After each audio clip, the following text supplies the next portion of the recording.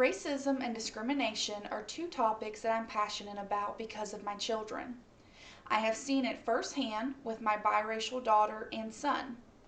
I have seen the hurt that it has caused them, and I want people to be more knowledgeable of how their actions and comments affect children. Racism and discrimination seems to be two subjects that stay in the media. We're constantly hearing about a white officer shooting a black citizen or how Mexicans need to go back to Mexico because they're not wanted here. Majority of the media relates racism and discrimination to adults, not children though. Like it doesn't affect them. Like they don't see it every day and it's not on the news or the radio or Facebook or Twitter or any other means of communication that you can think of. But the truth is that it does affect children, especially minority children, children like mine, who are half white and half Hispanic.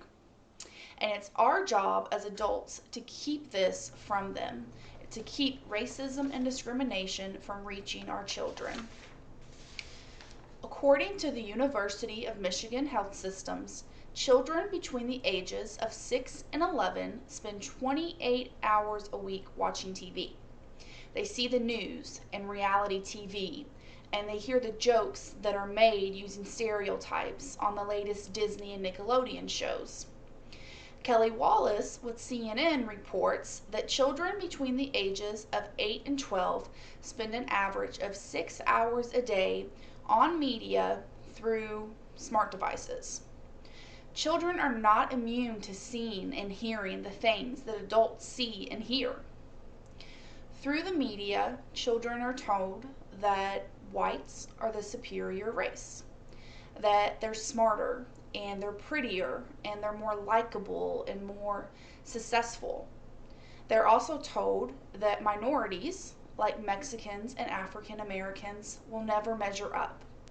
They're told that they're not as smart and they're not pretty unless they're exotic and they're criminals and they're never going to amount to anything. But minority children aren't the only children that are hearing and seeing these things. All children hear and see these things.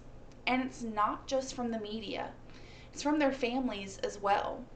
You have whites who don't like blacks, and blacks who don't like Mexicans, and Mexicans who don't like Asians, and Asians who don't like whites.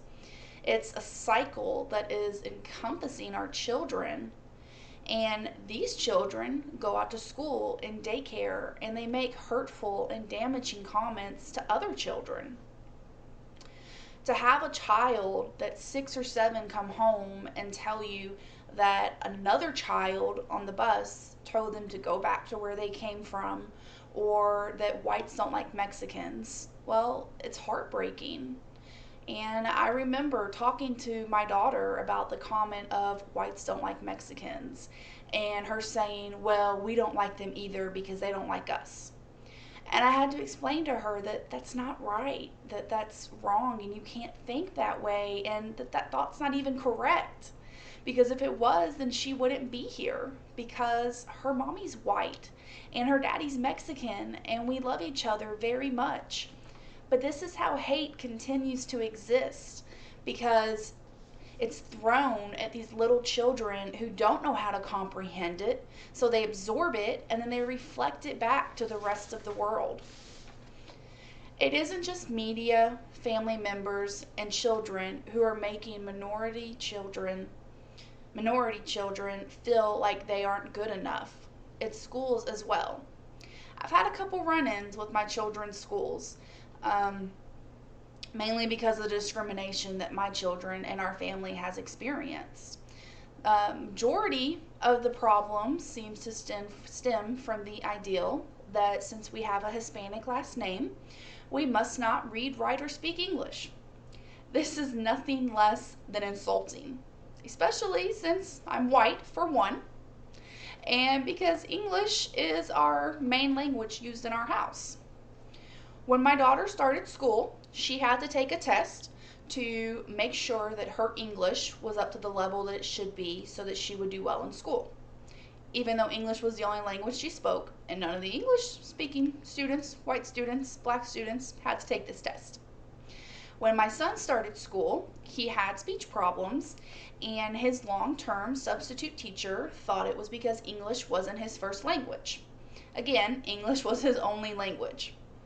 Schools need to take the time to assess the individual child's needs and a family's needs before they just throw them into this large category filled with stereotypes that lead to discrimination, that make children feel like they're different, and it tells them something's wrong with them if they are. Adults need to stop racism and discrimination from reaching our children. If we can stop it, then they will never hear the negative things being said about them, and they'll never have a chance to believe it. If we can stop it, then they will never have the chance to become another stereotype because they won't even know what the stereotype is. And the good news is we can stop it, and it only takes one simple action. That is being mindful of how our actions and comments affect other people. Once we start putting other people above ourselves, then we start destroying hate, and along with that, racism and discrimination.